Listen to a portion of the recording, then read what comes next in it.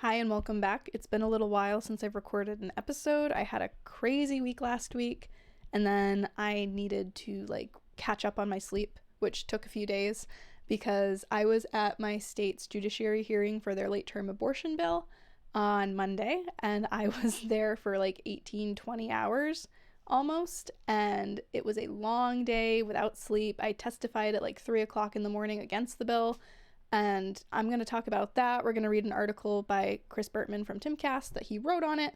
And then we're going to read some pieces that I did on abortion over the last year. There's 3 or 4 quick things I'm going to read because today's episode is going to be more topical than news, I guess. And it's going to be about abortion. I thought about squeezing some other things into it, but it just didn't fit the flow when I was gathering all my stuff together to do the episode. So we're going to do a topical episode today, and then tomorrow we'll get back to what I normally will do. I also have changed a few things with the setup. My monitor, my monitor that I normally look at to read my articles and things was over there, and now that's where my OBS feed is, and articles are down here. So we'll see if I can actually remember that while I'm doing this, or if I'm going to be where is everything? Because it's a little disorienting to switch that over. And I also keep looking to make sure the recording is actually working because I tried starting this and I had a few glitches happen already. So we're going to jump into things. It's been a little while and I've had some new people show up either on Twitter or Instagram or even here on YouTube since I last recorded an episode. So if you're new, you can find me at fearmeitsbre on Instagram and Twitter if you want to see what I post. And you can also just continue to watch this YouTube channel. You can subscribe and you can like the video. It would be quite helpful. I'm planning on putting this out around 6 p.m. And normally I'm in the live chat if anyone pops up in there so that I can chat with people. I usually have it just playing in the background while I'm doing stuff because these are pre-recorded and they are premieres for now. However, I have to leave at 6 o'clock to go somewhere, so I don't think that I will be in the chat tonight. So if anybody has comments that they want me to share or address or actually respond to, put it as a regular comment. You can be in the live chat if you want, but put it as a regular comment and I can either address them at the beginning of the video tomorrow or I'll respond to them if they're quick and easy. But I just want to make sure that I see those if anyone has something they want to say directly, that I'm able to respond to it in a timely manner. So that said, I think that we will hop over to the article now. So like I said, I was at I thought I stopped the whole thing because my mouse was hovering near the stop recording button. So I gotta get that down here. Here we go. Like I said, I was at the Maine state capitol for a long time last Monday and Tuesday because they had their judiciary hearing on LD1916, which is Maine's late term abortion bill that would allow abortion right up through 40 weeks for any and every reason per a medical health professional's decision, which, as we've learned, medical health professionals aren't necessarily the most trustworthy people with that regard right now. So I don't want to say something too bad because I have friends and family who are in the medical field and they're very good people and they're not at all the ones that are pushing bad things. So I don't want to say something too negative on them, but as we've learned, a lot of times abortion is not done for, I don't want to say the right reasons because it's never a right reason to have an abortion in my opinion, but a lot of times it's not done for what they claim, the health of the mother. Oh, well, there was incest. Oh, well, there was a rape. Those are literally 0.5 to 1% of all abortions, which we will get into.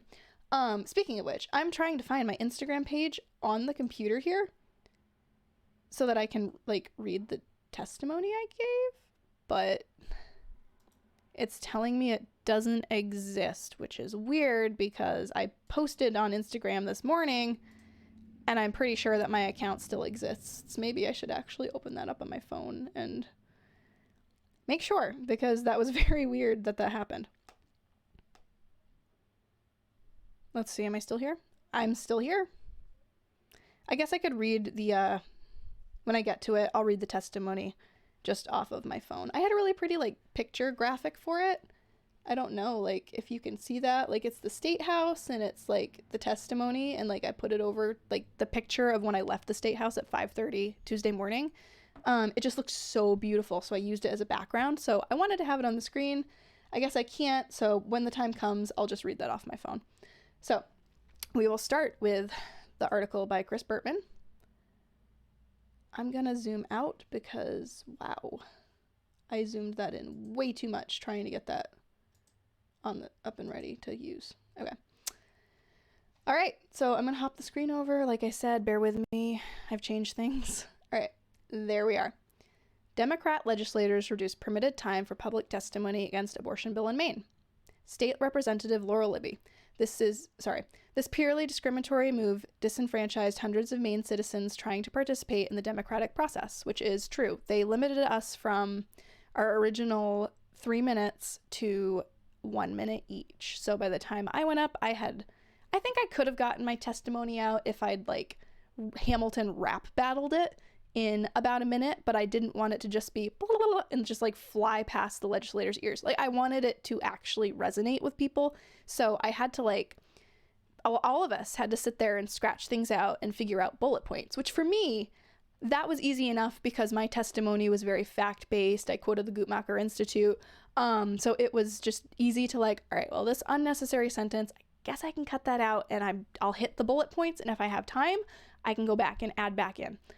Other people, however, had very personal testimonies against this bill because they had either had miscarriages, had stillbirths, had abortions even that changed their minds when they realized what they had done in that moment and realized the humanity of the child that they had just killed. Because again, this is a late term abortion bill, right? So other people whose narratives were more story driven were a lot harder to condense. I had a friend who talked about her stillborn daughter who she lost at, I want to say it was 17 weeks. And this bill, right, advocates for it. Well, that's not a human life, so it's fine. It's not fine. So she was able to get her testimony out, and it was beautiful, and it was super emotional. And I'm so proud of her for doing that. But the fact that she got cut from her original 3 minutes to tell her story, to get it all out in 1 minute, was just awful. There was a lot of things that I'll mention that happened there that day that just irked a lot of us, but I honestly think it made people more passionate. So let's read that article. An unprecedented number of opponents testified in the Maine state capitol against a proposed abortion bill on Monday. Each proponent testifying in favor or opposing the bill was permitted 2 minutes, though committee chair Senator Ann Carney and Representative Matthew, I never really was it Moonen or Moonen? I never figured out how to pronounce his last name while I was there, reduced the allotted time to 1 minute following the unprecedented public attendance. Over 1,500 opponents appeared for a public hearing before the Judiciary Committee opposing LD1916, which would permit abortion after fetal viability, when it is necessary in the professional judgment of a physician, the legislation says. The bill was introduced by Governor Janet Mills and House Speaker Rachel Talbot Ross, who described it as a protection of reproductive rights. We trust medical professionals to provide a care that is in their medical judgment, Talbot Ross said, per ABC affiliate WMTV. This legislation is compassionate, it is bound by science and the best medical practices, and it recognizes abortion as healthcare. In response to the opponents who called the bill extreme, Mills told reporters, "What is extreme is forcing a woman to become dangerously ill from her pregnancy in order to access abortion care. What is extreme is forcing a woman to give birth to a child who is going to immediately die. What is extreme is forcing a woman to leave her state to seek health care." While 65 people provided testimony in support of the bill, 675 signed up to speak in opposition to the legislation, and I was one of those 675 people. When I was there, literally, I stood in line for over an hour, well over an hour, waiting to get my block to testify, and the whole time I was there, the line in favor of the bill was empty. I got there at 11:30 in the morning, and there were 400 and something people signed up by then to testify against the bill. And at that point in time, I got there at 10:30 in the morning. And at that time, there was only 35 signed up. And then by the time it started at noon is when they had their full 65 people. The purely discriminatory move disenfranchised hundreds of Maine citizens trying to participate in the democratic process, wrote State Representative Laurel Libby in a statement. These Maine citizens should have been allowed their full opportunity to speak. Why have a public hearing if you aren't going to listen to the public? This is shameful failure on the part of the Judiciary Committee. So this is Laurel Libby's entire statement here, and I will read that real quick. Over 1,500 Mainers opposing up until birth abortion bill LD1916 gathered at the State House on Monday, May 1st, for a public hearing before the Judiciary Committee. LD1916 would allow abortion on demand at any time during a pregnancy, including in the third trimester up until birth. The significant in-person response of Mainers taking time from their work and responsibilities to peacefully testify in opposition, 675 opposed to 65 in favor, to the bill evidences the majority opinion in a state that values fairness and moderation. After each proponent for the bill had been permitted 2 minutes instead of the customary 3 minutes to testify in favor of LD1919, the committee chairs, Senator Ann Carney and Representative Matthew Moonen, both Democrats, dropped the time allotted for opponents to speak against the bill to 1 minute. This purely discriminatory move disenfranchised hundreds of Maine citizens trying to participate in the democratic process. Hundreds of Mainers stepped up to represent the stance of the majority of the citizenry in tremendous record-breaking opposition to this extreme legislation, said Representative Laurel Libby, founder of the Speak Up for Life. These Maine citizens should have been allowed their full opportunity to speak. To amend the time limit mid-hearing was egregious. Why have a public hearing if you aren't going to listen to the public? This is a shameful failure on the part of the Judiciary Committee. The unprecedented and overwhelming opposition to LD1919 would have presented over 30 hours of testimony, but the Democrats refused to allow Maine citizens their due time and cut the hearing down to 19 and a half hours. Mainers from over 250 towns traveled to Augusta to testify against the bill to allow late-term abortion, expressing the resounding opinion that LD1919 is too extreme for Maine. The next step in the legislative process for LD1919 will be a work session in the Judiciary Committee, likely to be scheduled in the next 2 weeks. So that'll probably be pretty soon, actually. For more information, please contact Laura Libby. Yeah, okay. So, yeah, we got there, we were told 3 minutes, then they cut it to 2 minutes, and then after the pro-abortion side had finished testifying, they cut the pro-life side testifying against the bill down to 1 minute each.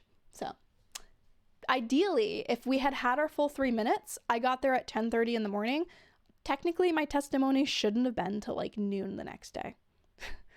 That's how crazy it would have been if they'd given us our full time. So back to that article. Timcast News spoke with Maine native and podcaster Bree Small, which is me, so that's like really weird to see, who goes by the handle fearmeitsbre and hosts a podcast of the same name about her experience opposing the bill. Small stayed at the Capitol for over 19 hours throughout the night in anticipation of providing testimony against the legislation. There was a long line to get past security checkpoint that moved surprisingly fast for the volume of people, Small said. While I waited in line, I talked to a couple who had driven over an hour to come testify against LD1919 and a small elderly man who refused multiple offers of an umbrella. It was like pelting, pouring, and so windy. Standing in line, I felt so bad for this little guy. Like, he was so sweet. He stood proudly in the pelting, icy rain and wind to come stand in opposition to the bill and in support of the lives of the unborn. Small, 24, is a stay-at-home mother who said she felt a duty to appear before the Maine State Judiciary Committee to provide testimony opposing the bill. Once I had made it inside, I stood in another line for about an hour to be scheduled in a testimony block list, she continued. The line to testify in opposition to the bill stretched for 3 floors and snaked up staircases to the sign-up table on the 3rd floor. The line to testify in favor was almost non-existent. Small said the opponents of the bill began clapping and cheering inside the Capitol and the Hall of Flags as they rallied together. The pro-choice side testifying in favor of the bill mostly stayed away from us and sequestered themselves in a viewing area. I never made it out onto the lawn to see the handful of protesters I knew were out there, she said.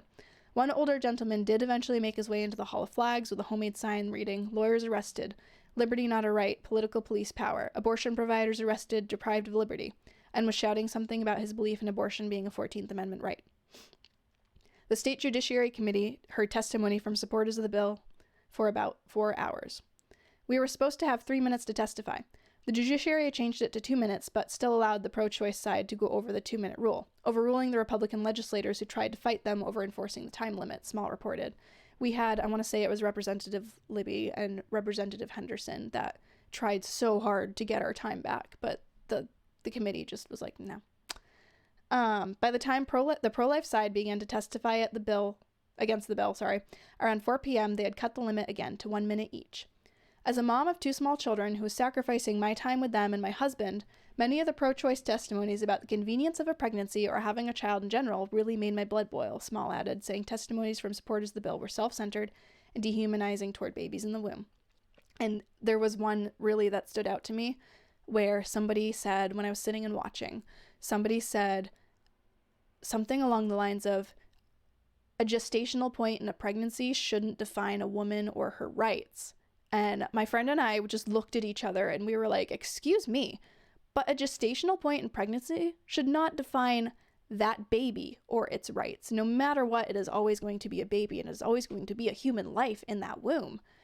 To say that a point in a pregnancy shouldn't define a woman and she should be allowed to kill that life at any point in the pregnancy just blew us away the logic that person had in their testimony that, well, women shouldn't be defined by the point in their pregnancies. And it's like, okay, but what about that child? Should that child be defined by a point in its life? I don't know. It's most of the testimonies were, well, women shouldn't be forced to be pregnant. Women shouldn't have to be pregnant if they don't want to be. And they were very me. And I really don't recall hearing very many that said anything about the health of the mother, except for as an in passing, oh yeah, and then the health of the mother. It was very selfish and very hard to listen to. I listened to about 2 hours of the pro-choice side, and there was a point where I just kind of was like, I'm going to be too angry. I'm going to go and I'm going to go in the other room and just have conversation with people because I can't listen to this anymore in the end. She continued, one day, if and when abortion is looked back on as we look at slavery in America, as the barbaric and unimaginable practice it is, I am proud to tell my children and future grandchildren that I was one of the hundreds of voices that stood up in opposition to the expansion of the late-term abortion in our state. Opponents of the bill continued cheering and clapping after each testimony opposing the legislation. The opposition to the bill was diverse in age and background, Small said. One testimony in particular came from a 15-year-old girl, while others came from elderly men and women who stayed throughout the night. Men, women, and children, young and old, from all over the state of Maine came to speak up against this bill. I finally had the opportunity to stand before the Judiciary Committee and make my case against LD1916 around 3 o'clock in the morning on Tuesday. Many of us were tired and ready for bed, but as many of us as possible stayed to make sure our voices were heard. After about 19 hours, I ended up leaving the Capitol around 5:30 a.m. to go home and get some sleep, and the testimonies in opposition continued until a little after 7 a.m. I found out later, I think they ended around 7:30. This was an unprecedented and historic turnout for a judiciary hearing in the state of Maine, Small concluded. The people of Maine have spoken. They do not want late-term abortion for any and every reason in their state. Now it is up to the legislator to vote with the people they represent and not the agenda. So, oh man, like I said, the screen is messing with me. I gotta go over here. All right. So yeah, some highlights of that day were so there were a lot of people there.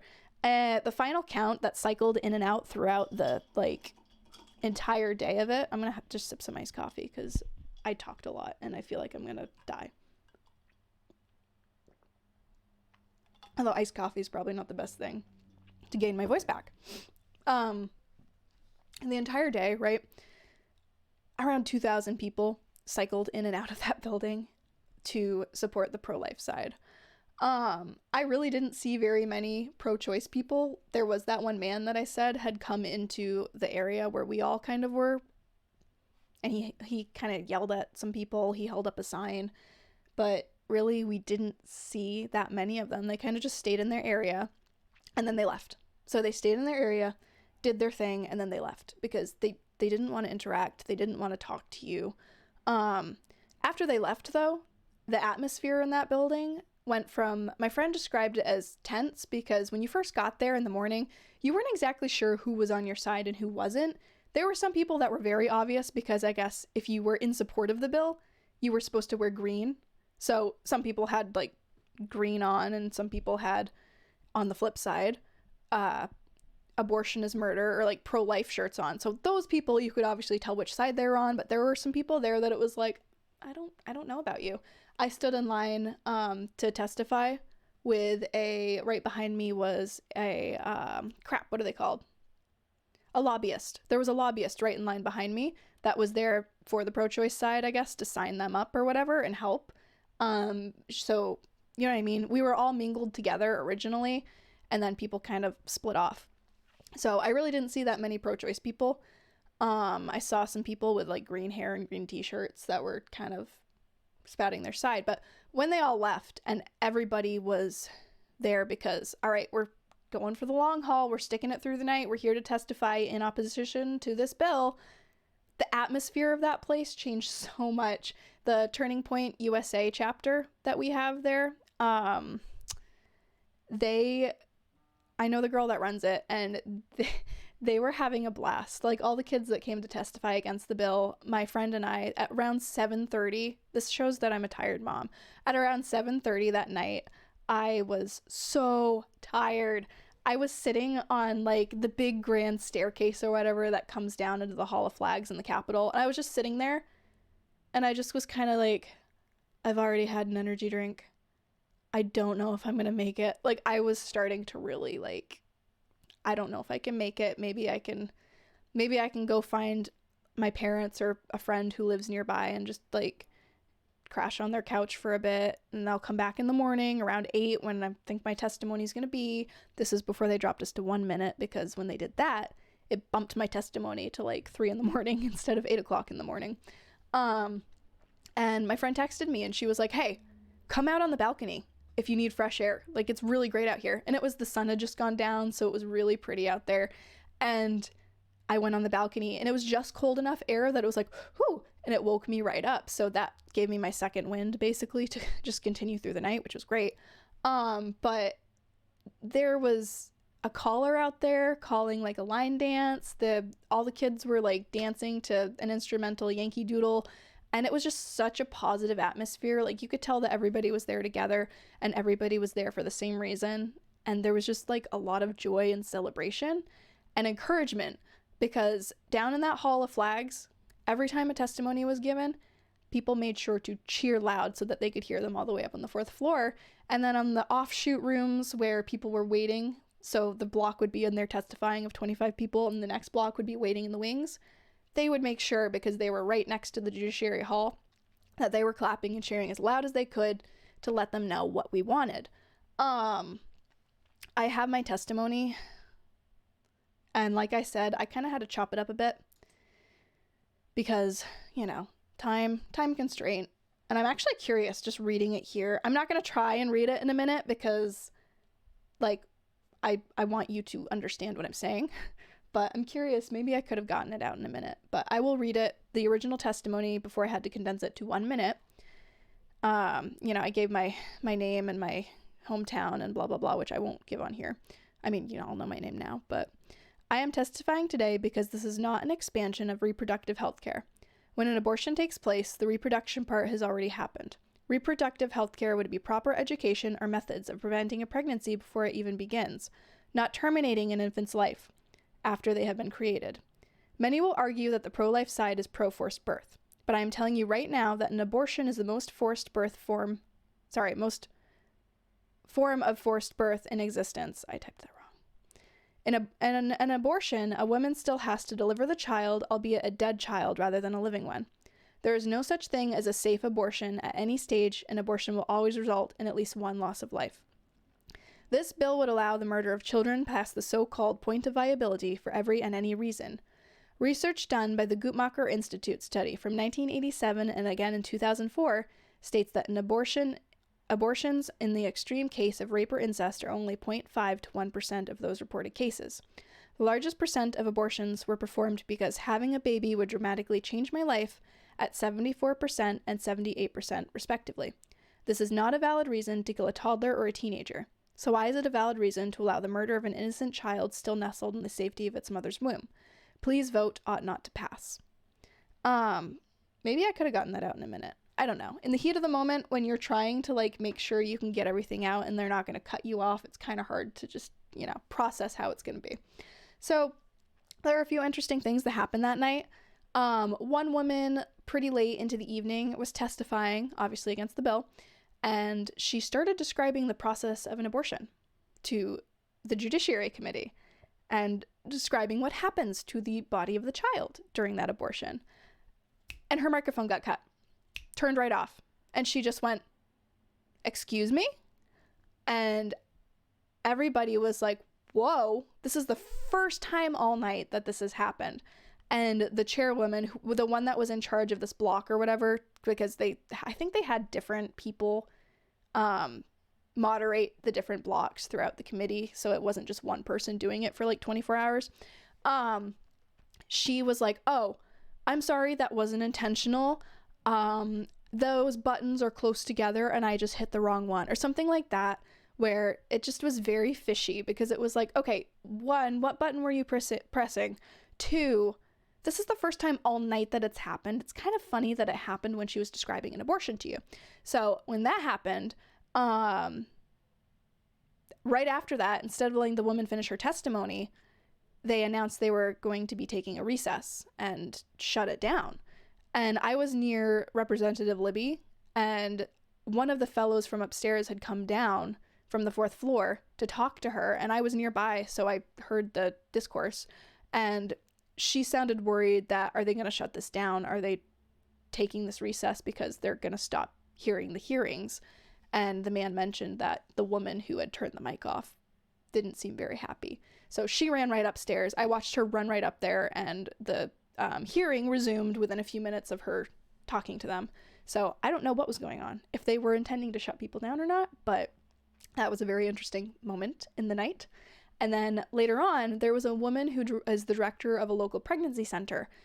She went maybe 2 seconds over her time. Barely. And they cut her off, and they jumped right on her and told her that she was disrespectful. Other people are waiting. And they really just made an example of her. And I think the reason that they did that is because they knew who she was and they wanted to put her in her place.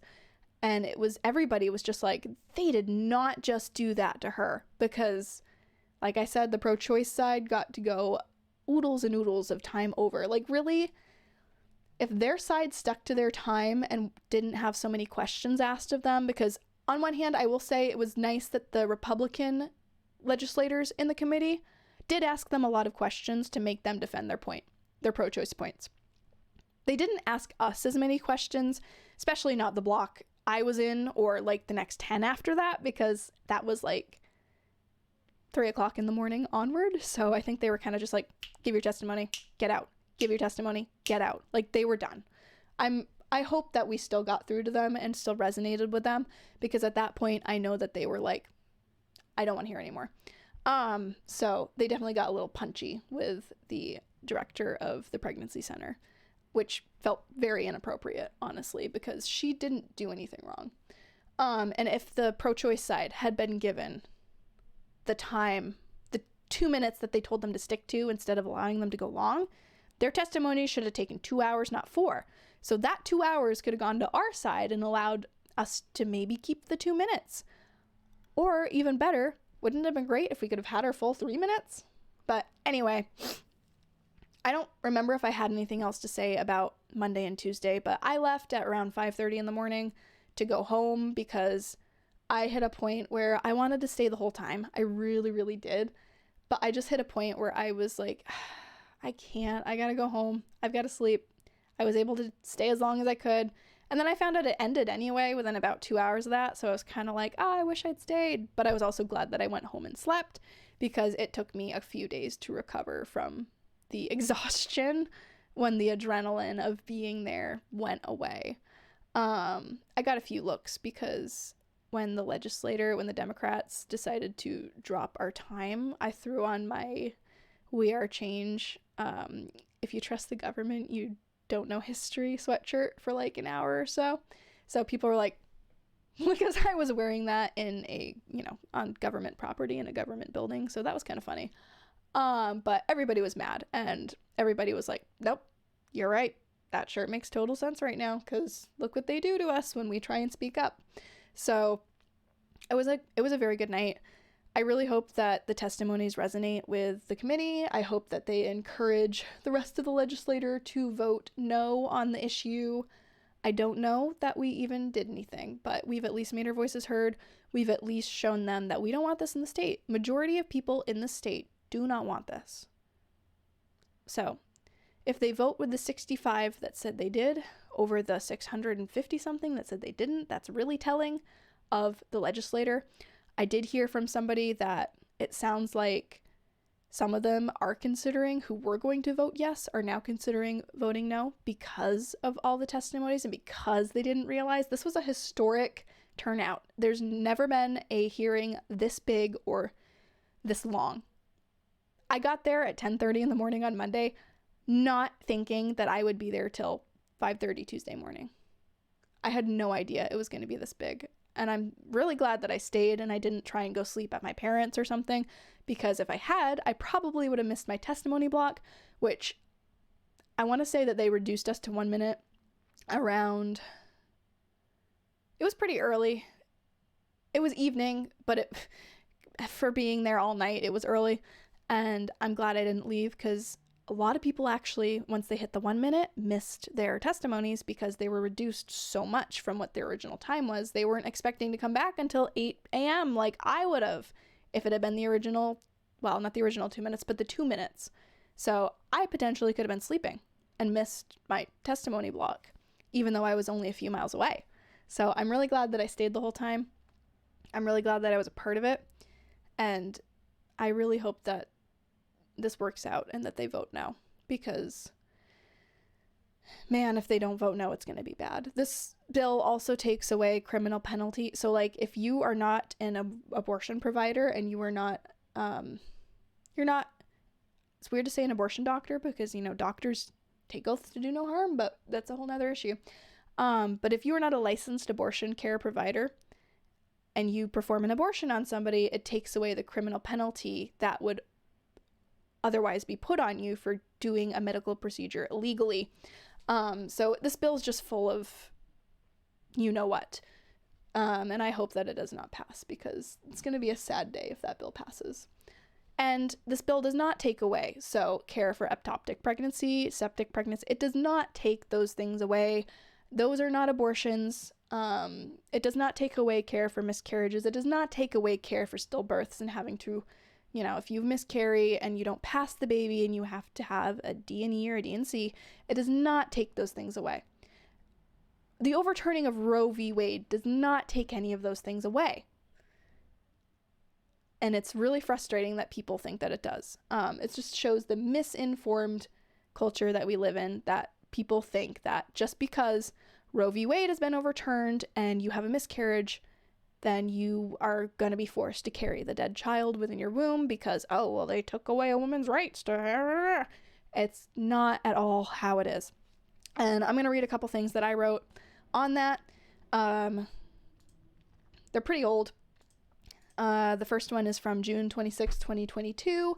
I wrote this when Roe v. Wade was overturned, and I intended to add more parts to it, but I never did because I moved on to other things. But I mean, it has in a way been continued because I have written other things on the matter as well. So we're going to start with that. And it is called Overturning Roe v. Wade and What That Really Means by me on my Substack. Again, I have to go up here now to switch the screen over. We're good. Do I want to move my tile? I might put the tile up here, I guess, if you want to read along, so that things that I've already read are what are covered and not like words that are new. All right. So, first, because I know that not everyone reading this will necessarily share the same Christian worldview that I hold, I would like to break this down on a political level and a moral level as well. I will be breaking this up into segments to make reading easier, or it would be a mile long. Segment 1. Abortion is now illegal.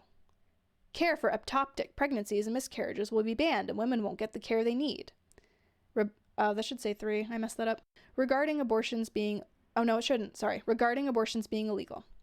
SCOTUS has ruled that the federal government has no authority over women's bodies, a huge win for liberals. And that's a quote from Tim Pool. He was being sarcastic, obviously. Overturning Roe v. Wade, the Dobbs decision does not make an abortion illegal, and no longer sees abortion as a constitutional right but a privilege decided and granted by the people elected representatives in each individual state. For example, California intends to be a sanctuary state with little to no restrictions.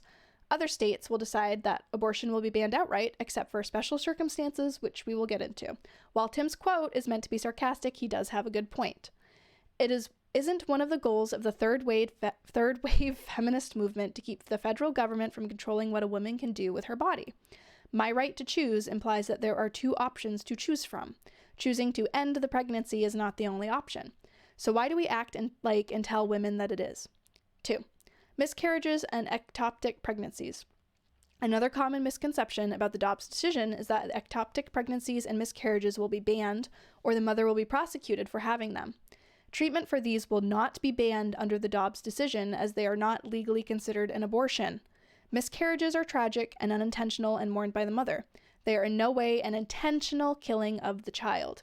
Ectopic pregnancies, a pregnancy where the baby has attached and is growing outside of the uterus, usually within a fallopian tube, is also an unintended tragedy.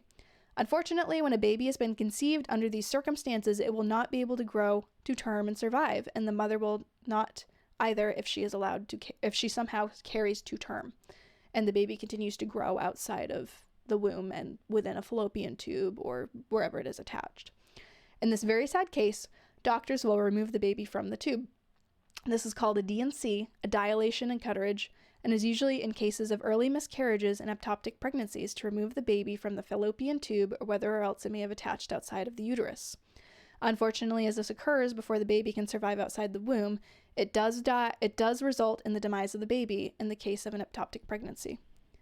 This is different than an abortion, however, because it is not done with the purpose and intent of murdering an unborn child. It is done when the mother is in immediate danger, ectopic, or the baby has already passed on, early miscarriage. An abortion, however, takes a baby that in most cases would otherwise survive and grow and thrive and intentionally injects poison into their beating heart, putting them into cardiac arrest, crushing their skull, and brutally dismembering them. It is the deliberate and intentional murder of an unborn child and is rarely done for the health of the mother. I will actually let Planned Parenthood have the final say on this as to whether an ectopic pregnancy procedure is regarded as an abortion. This is a direct quote taken from their website. Treating an ectopic pregnancy isn't the same thing as getting an abortion. Abortion is a medical procedure that, when done safely, ends the pregnancy that's in your uterus. Ectopic pregnancies are unsafely outside your uterus, usually in the fallopian tubes, and are removed with a medicine called methotrexate or through a laparoscopic surgical procedure. The medical procedures for abortions are not the same as the medical procedures for an ectopic pregnancy, and if they are coded that way in a medical intervention or at a hospital, then they need to update their code because that is a BS reason to fight against abortion being banned. Because they are not the same, they have never been the same, and they will never be the same, so please stop using that as your argument. So, that was the first thing I was going to read that I wrote, and then I'm going to hop over to the next one, which it was my response to a Washington Post article, I think. Is abortion ever an acceptable option for financial reasons? My response to a Washington Post article, which came out around August 2022. Just last night, I read a Washington Post article designed to manipulate and emotionally charge the reader into a passionate frenzy of activism. And it did. I found myself feeling anger towards it, but not in the way that it had intended. The Washington Post article set out a seemingly hopeless lonely scene. They gave us an emotional narrative of a young woman whose life would have been so much better if only Texas didn't have heartbeat laws, and if only Roe was never overturned. Inserts eye roll from me. This isn't news, folks. It is a fluffy, emotional mess meant to trigger your pity for someone who made a mistake, yes, but needs to take responsibility for their actions, not whine about how much better life was before they became a legal adult and had to start adulting. I want to say the article actually used that phrase, adulting. I hate that phrase, but it seems to be the only reference point for Gen Z to sort of understand that eventually you stop being a teenager and you have to start being a responsible person. This shouldn't be some dreaded buzzword, it should be a fact of life. Sometimes, Brooke imagined her life if she hadn't gotten pregnant, and if Texas hadn't banned an abortion, just days after she decided that she wanted one. She would have been in school, rushing from class to her shift at Texas Roadhouse, eyes on a real estate license that would finally get her out of Corpus Christi. She pictured an apartment in Austin, and enough money for a trip to Hawaii, where she could swim with dolphins in water so clear she could see her toes. This is from the article, yes. I could go on and on about this article and how awful it really is that the biggest concern here is that Brooke can no longer live her life spending their money on movie tickets and Whataburger instead of buying diapers and baby wipes. And all that she'd lost, long nights at the skate park, trips to the mall, dropping $30 in a crab dinner just because she felt like it. Not to mention the part where her boyfriend just wanted to skate, and we are supposed to pity him as well and sympathize with his being a deadbeat who doesn't want to own up and take responsibility for his actions. Reality check, ladies. If this is the kind of man he is when things get tough, I hate to break it to you, but he is not a man. Find someone who is. I know it might sound harsh, but you do deserve better. The article tries to further emotionally manipulate us into feeling awful for this poor girl who had so many life plans and is now shackled not to one, but two babies. I'm no denier that babies and a child are expensive and take a lot of your time and energy. And yes, you do lose a sense of freedom, I suppose. No, you can't just take off whenever you feel like and do whatever you feel like. Would I like to just hop in my car and go out shopping? Would I like to just go grab an iced coffee from the local coffee shop by myself? Of course, but I have responsibilities just like any normal adult. The problem with our society is what Allie Beth Stuckey refers to as the God of self. According to the Guttmacher Institute, conducted in 1987 and again in 2004, the biggest reason in order of importance for a woman to choose abortion was having a baby would dramatically change my life at 74 and 78%. The top 6 reasons included: not ready for another child, or the timing is wrong. I can't afford a baby right now. I have completed my childbearing, or have other children at home, or my current children are grown. Don't want to be a single mother, or have relationship problems. Don't feel mature enough to raise a child. I feel too young. It would interfere with my education or my career plans. And in case you're wondering, rape and incest barely made it to the bottom of these lists at 0.5 and 1%. Let me say that again. The God of self. The top reasons have to do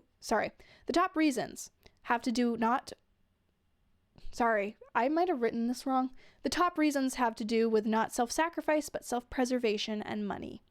1 Timothy 6:10 says, "For the love of money is the root of all evil, which some covet after they have erred from their faith and perceive themselves through it with many sorrows." It seems to me that the love of money is a big reason for abortions. The profit of the abortionists and facilities make off the procedure and the money saved by having an abortion. And I'm not saying that having a child isn't expensive, and it's definitely life-changing. In 2019, my hospital bill pre-insurance was around $20,000 for my son's birth, and everything that commenced during my hospital stay. When I was no longer able to continue breastfeeding, we began spending $50 to $80 weekly on formula, depending on where we got it. Sometimes we could get it in bulk cheaper, and sometimes we had to spend big bucks on it. Diapers and wipes ranged, but we spent at least $50 to $70 a month. Factor in clothing and other necessary baby things, and yes, babies and kids are expensive. So does that mean that if someone can't afford or even just doesn't want to pay for these things, that it's really okay to end the life and dismember the baby who is the benefactor of those expenses? Let's put it this way. How about the elderly relative you have? When they are no longer able to take care of themselves, would you advocate for euthanasia so the burden and expense of their care doesn't fall on you or anyone else? I would hope not, but that is the way an abortion is treated, as a way of getting out of care and expense involved in the caring of someone other than yourself. As we have seen, at least 21% of the women in this study chose abortion because of money. Not to say that everyone who chooses abortion does so because they are a greedy person who can only think about their love of money. I am saying that a lot of abortions do come about because of a fear of money, not having enough to support a child. That is an understandable position because, as we know, having a child involves expenses, discipline, and self-sacrifice. This is an understandable position because, as we know, having a child... I just read that. I'm sorry. These sacrifices include your time, your money, your home, your way of life, and in some cases, your heart. Potentially putting the child up for adoption when no other option is available and you are not able to make these sacrifices yourself because of circumstance. If a mother can't afford her hospital bill, she can apply for care from the state that she is in. Most states have a caveat to their state insurance where you can't always get on it, sometimes you can, but at least where I am, if you are pregnant and you apply because you can't afford anything else, you will always be accepted. There's no reason to say, well, the hospital bill will be too big, at least where I'm from, because it will be taken care of if you cannot take care of it yourself by your state. While it is government health care and not necessarily the best thing to be on, it can literally be life-saving, as in these cases where someone would otherwise choose an abortion to avoid the expenses of a childbirth. If a woman can't afford things like formula and diapers, there are programs like WIC, Specific Supplemental Nutrition Program for Women, Infants, and Children, and pregnancy resource centers that offer so much more than only pro-birth rhetoric that's thrown around. Not to mention the thousands of families looking to adopt and open their hearts and homes. Our society needs to stop listening to emotionally manipulative things like the Washington Post article and stop worshiping the god of self. With so many resources available to women, money should never be a reason to terminate a life. And then I added my references in there just in case anyone would like to go back and read this and look at it. And that is what I heard from so many testimonies on Monday. Money. Time. I don't want to have a baby. Why should I be forced to have a baby?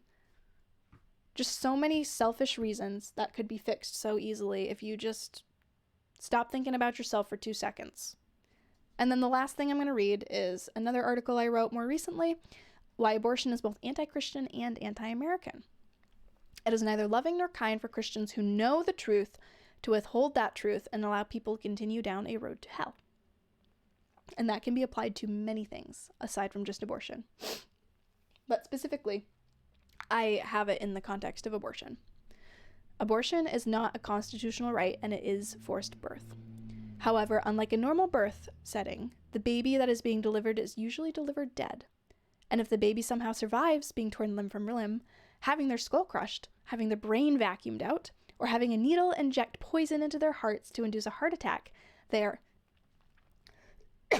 Sorry, I need more liquid.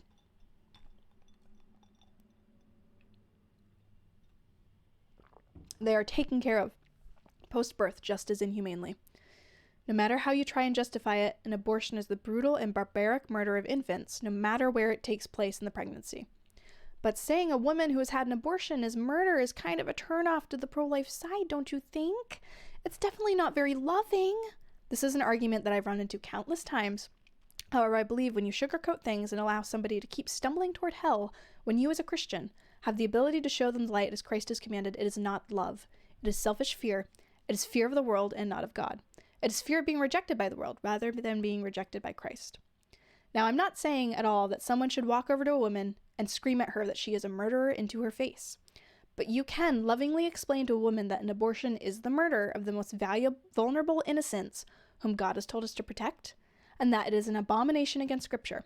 A woman can recognize that she has committed a sin, whether intentionally or being misled, and receive the same forgiveness from Christ that anyone who truly repents and gives over their heart can.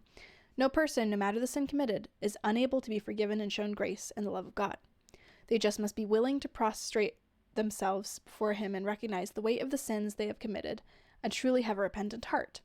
After all, did Christ not say to the thief on the cross, "Truly I say to you, you shall be with me in paradise"? This man recognized the full gravity of his crimes, and that he was responsible for them, and was receiving a just sentence. He had a genuine repentance toward it, because he knew the weight of what he had done, and Christ offered him forgiveness and a full pardon.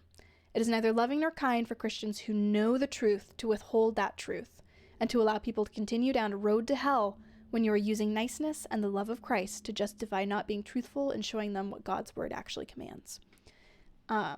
Luke 23:39-43 reads, "One of the criminals who were hanged there was hurling abuses at him, saying, 'Are you not the Christ? Save yourself and us.' But the other responded, rebuking him, saying, 'Do you not even fear God, since you are under the same sentence of condemnation? We indeed are suffering justly, for we are receiving what we deserve for our crimes, but this man has done nothing wrong.' And he was saying, 'Jesus, remember me when you come into your kingdom.' And he said to him, 'Truly, I say to you, today you will be with me in paradise.'" I would go even as far to say that abortion is an abomination of the American dream. It goes directly against all American ideals that we should hold these truths to be self-evident and that all men are created equal. They are endowed by their Creator with certain unalienable rights, that among these are life, liberty, and the pursuit of happiness. Denying someone else the right to life to try and pursue your own happiness is not constitutionally given right. In other words, if we believe that all men are created equal, a child's rights do not end where yours begin.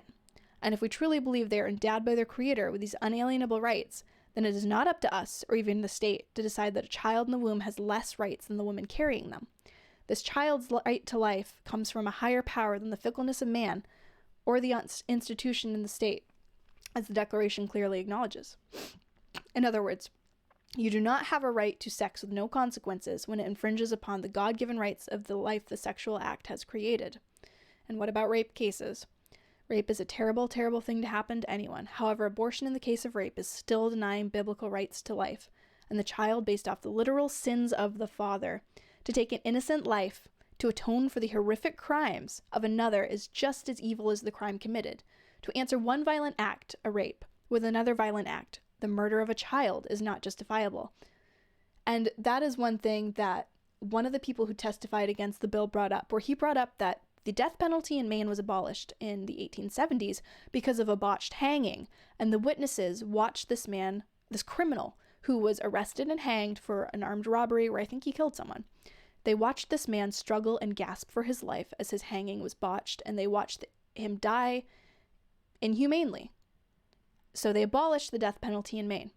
And yet, we still allow the death penalty in Maine for children. If their father has committed an egregious act and an egregious sin, he goes free. He's totally fine. Nothing happens to him. Sometimes they'll go to jail. But the death penalty that's faced is faced by the child and not the perpetrator of the crime. And that is wrong.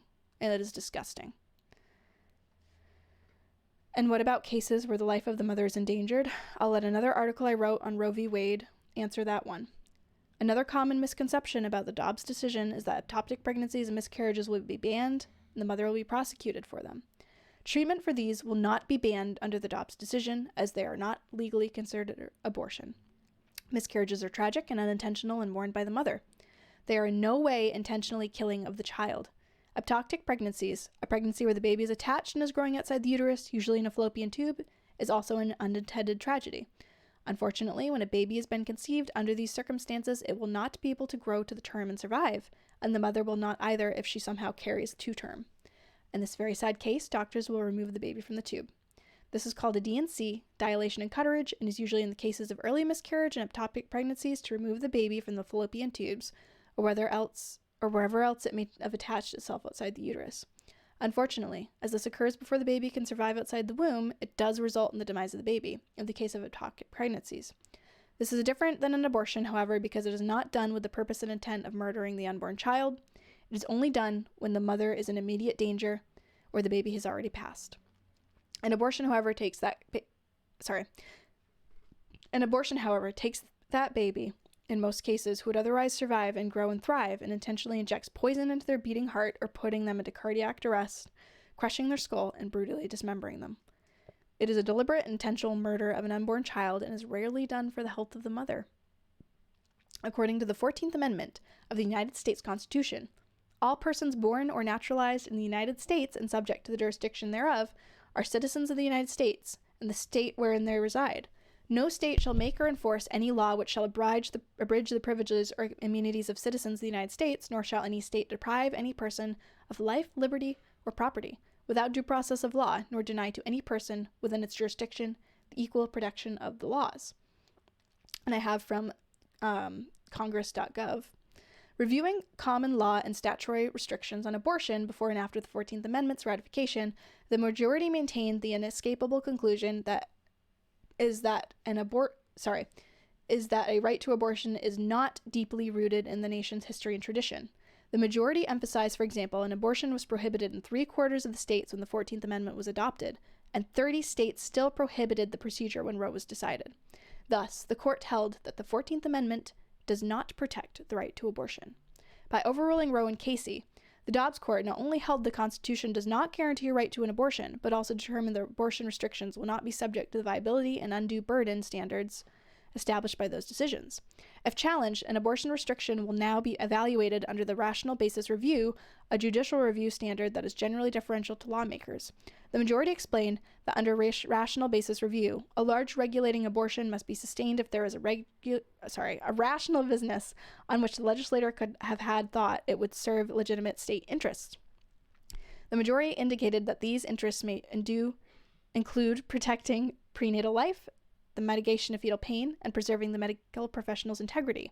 Applying rational basis review in Dobbs to a Mississippi law that prohibits abortion once a fetus gestational age is greater than 15 weeks, the majority contended that these legitimate interests justify such a law. So in Maine, they want abortion up to 40, it was proposed by the governor to have abortion all the way up to 40 weeks. That is not a constitutional protected right. In summary, not only is abortion unbiblical, but is also un-American. Denying innocence life has never been an American ideal, so when did we let it become one? So I'm going to end the video here because I've gone for almost an hour, and it's kind of long. Sorry it was a long one. Like I said, it was more of a topical one after everything that happened this past week and what I experienced and where I went. So I figured that I would just break down a few things on abortion and just kind of hash out my feelings about it and based off my research, what I believe. I'm not necessarily I'm not okay with authoritarian practices, but if there's a few things where I kind of wish that we would be a little authoritarian on, it is abortion. I think that abortion should be banned outright at all stages in all states, and like I said, that does not include care for ectopic pregnancies, septic pregnancies, miscarriages, and stillbirths. Those are not abortions, they never have been, and they never will be, despite out-of-date medical coding. I do understand, however, where, say you ban all abortion, and you put that authoritarian boot down, and you say, nope, we're not doing any of this, that can be abused, because if one person can ban it all, another person can come along and unban it all. I can understand why people don't want that, but because I am a Christian and because I believe that that child has the same rights as you and me, I think that all abortion should be banned in all circumstances, in all cases. I don't even think we should have rape and incest exceptions. So, love me or hate me for that. That's how I feel, and that's what I think should be. So I will leave you with that. Hopefully this wasn't the most depressing episode ever. I just wanted to go through those topics, and I will come back on again tomorrow and I will go over some more news oriented things, and I hope everyone has a great afternoon. I hope everyone has a great day. This should be up around 6 p.m. Like I said, if you have comments or anything, put them in I still live chat if you want. Maybe I can pop in and see what's going on. But if you want something addressed or answered, put it in the regular comments, and I will try and go through that at some point. And either tomorrow or the next day, I will try and put out a video, or start my next episode with that in mind, and maybe read and address if anyone does comment. So have a great afternoon. You can find me again on Instagram and Twitter, and I will see everybody tomorrow.